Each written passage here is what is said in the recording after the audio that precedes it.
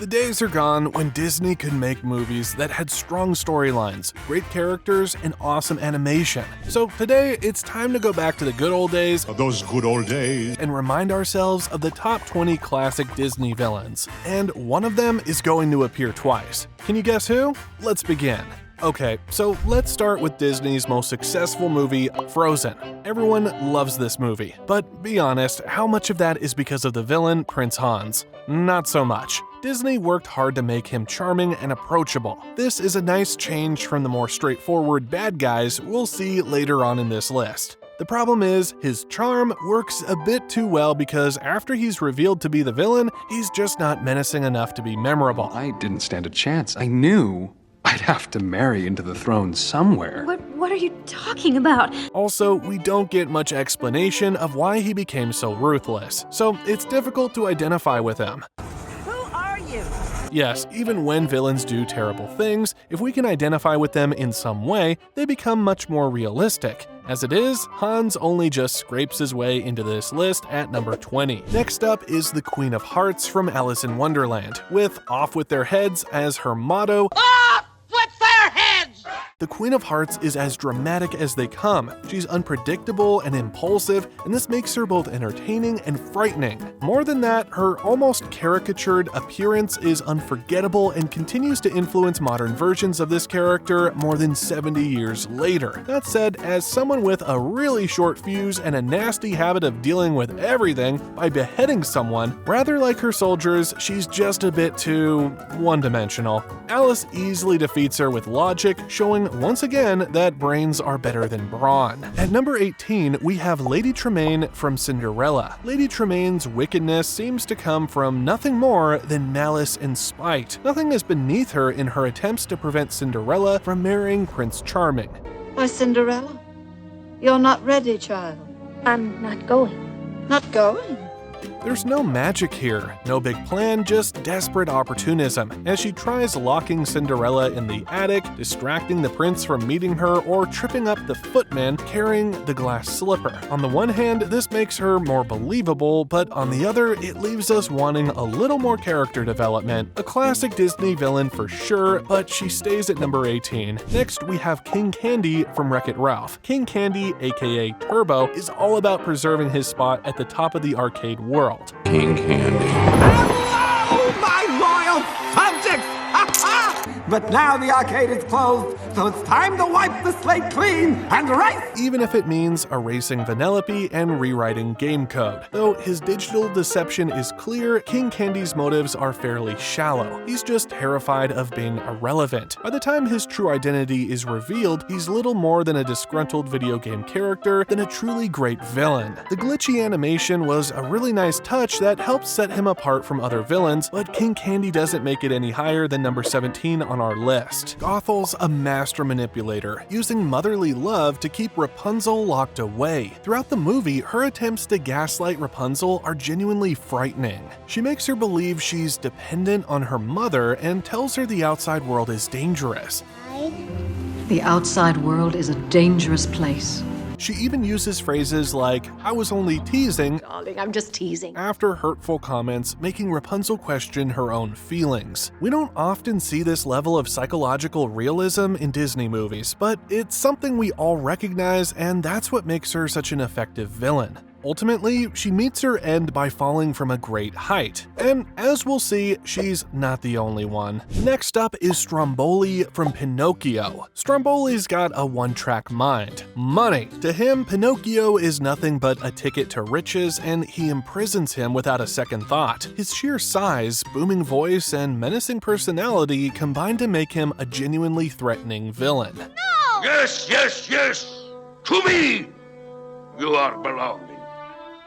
He's only on screen for a very short time, but the power of his portrayal is enough to make an impact. And when one character can make such a big impact in such a short period of time, you know they're a great villain. The only downside is he's a little bit one-dimensional, only interested in money. So for that reason, he only makes it to number 15. 25 years after the animated classic, the live-action 101 Dalmatians gave us Glenn Close as a gloriously over-the-top Cruella DeVille. Sit down, please. Everything about her, from her wardrobe to her maniacal laugh, just screams unhinged.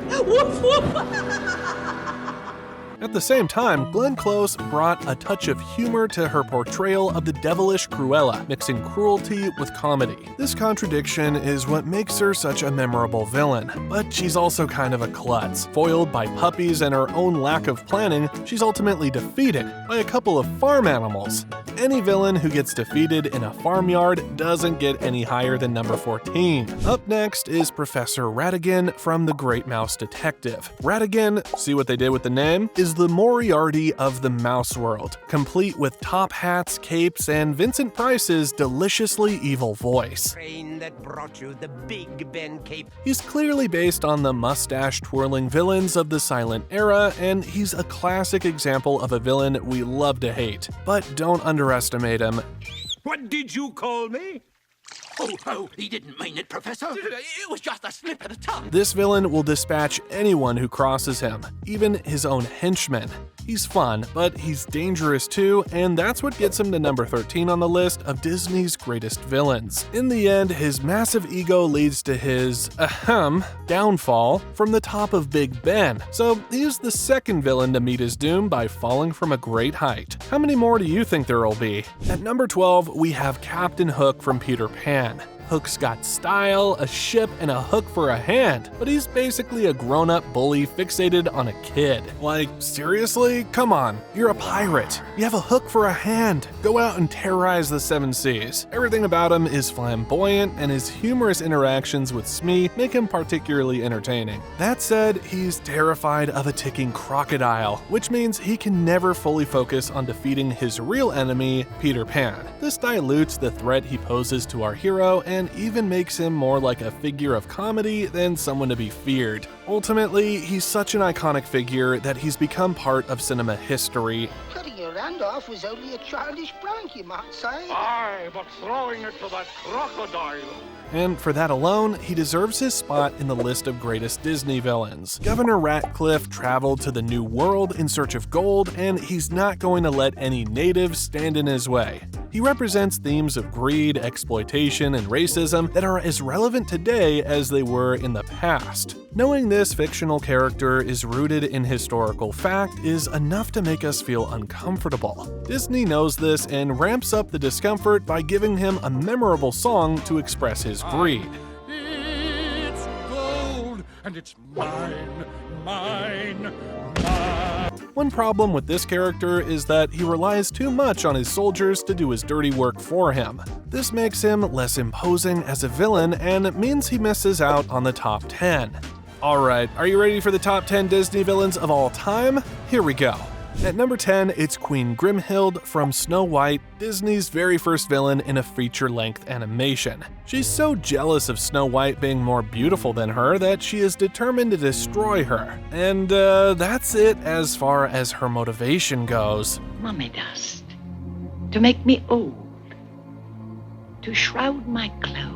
Despite this pretty shallow character development, her transformation into the Hag and her conversations with the magic mirror have passed into cinematic history. Every female villain that came after Queen Grimhild owed something to the OG herself. That said, by the end of the movie, the writers seem to have forgotten she was this all-powerful sorceress, as when she was being chased by the dwarves up a cliff top, instead of using her magic powers on them, she vainly tries to roll a massive boulder 3 times her size and ends up falling to her death when the cliff collapses. They got better at closing the plot holes. At number 9, it's Gaston from Beauty and the Beast. Gaston is another villain who has no magic powers nor any high position in society. He's just an ordinary hunter, but a super handsome, ordinary hunter who thinks Belle should be in love with him.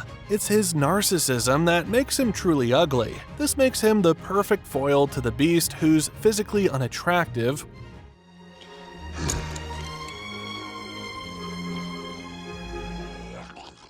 but a good person at heart. Over the course of the movie, we see his gradual transformation from a somewhat comical character into a dangerous one, who, by the end of the movie, literally stabs the Beast in the back, but then immediately falls to his death. Seeing this character development over the course of the movie is another reason why he's such a great villain. Next up, we have Randall Bog from Monsters, Inc. Randall Bog is Monster, Inc.'s sneakiest chameleon, always lurking in the shadows and looking for an opportunity to dethrone Sully as the top scarer. Most of us know what it's like to have been passed over for something we thought we deserved, so we can identify with his motive. His scaly appearance and stealthy ability to blend into the surroundings make him genuinely unsettling. Steve Buscemi was the perfect choice to voice this villain, bringing just the right amount of sneaky charm to the character. Quiet! Don't you think I'm aware of the situation? I was up all night. Ultimately, he doesn't stand out as much as other villains, and in a different movie, he might only have been a main character's henchman. For that reason, he doesn't get any higher than number 8. At 7 is the Jungle Book's Sher Khan. Sher Khan's not just any tiger. He's a suave, human-hating predator, memorably voiced by George Sanders. I just dropped by.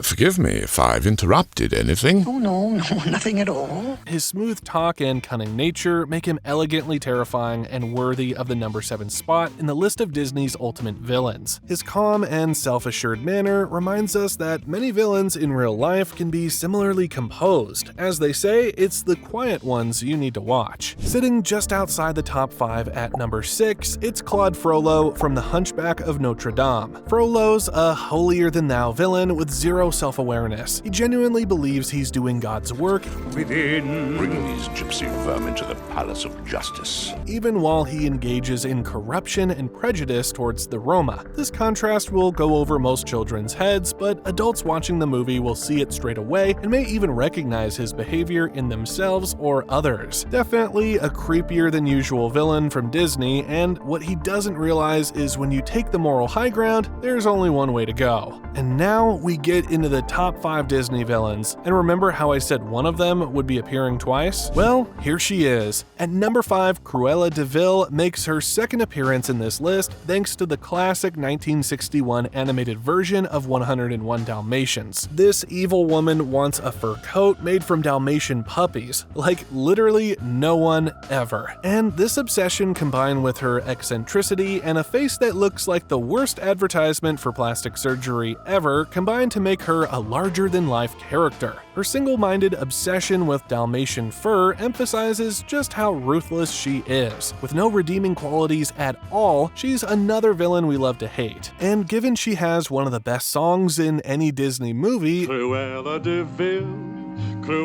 DeVille, if she doesn't scare you, she's only let down by her slightly lame ending, crashing her car in the snow.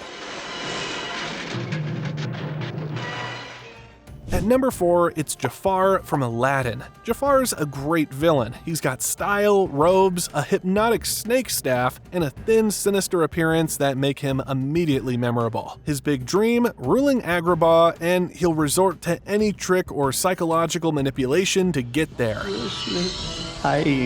Father, what's wrong with you? I know what's wrong.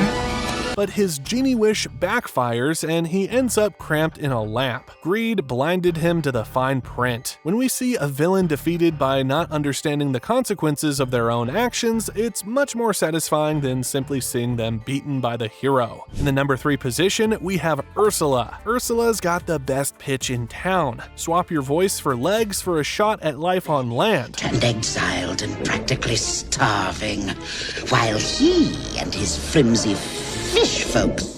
But beware, because her helpful attitude is just a cover for a sea of resentment bubbling underneath the surface, and we've all met someone like that. She's flamboyant and funny, but her octopoid appearance is unsettling at the same time. The perfect metaphor for a master manipulator. She has less screen time than other villains, but makes up for this with her go big or go home strategy at the film's finale. That plan backfires as she practically paints a target on her back, on her front. Talk about a big mistake. That said, Ursula is a worthy number 3 on our list of greatest Disney villains. So who do we have at the number 2 position? It's Maleficent. Why, it's Maleficent. Maleficent is an absolutely classic Disney villain. Visually, she's utterly iconic. Her imposing figure and dark elegance have been imitated countless times, but never bettered. Her use of magic is genuinely sinister, and her transformation into a dragon at the climax of Sleeping Beauty shows us how truly powerful she is. Yes, she meets her match in Prince Philip, but only because he gets help from the fairies. In the end, she crashes and falls in a style worthy of Balrog.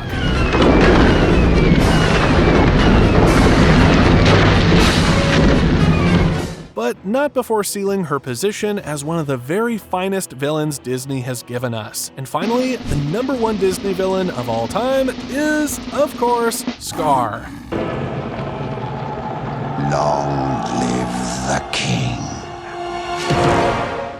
Scar's brother, Mufasa, is king of the Pride Lands, but Scar wants the throne for himself. He resents the fact he was overlooked in his own eyes and thinks he deserves more. We've all felt like that sometimes, and because he projects the dark parts hidden deep within us, that's the first reason he's such a good villain. Scar's intelligent and charismatic, while Mufasa and Simba are physically strong. It's the classic brains versus brawn scenario turned upside down. Scar's witty and sarcastic, but he's also deadly, and his betrayal of Mufasa hits us all hard. With Jeremy Irons' smooth voice added into the mix, Scar is a menacing and sophisticated manipulator. Oh no, Mufasa.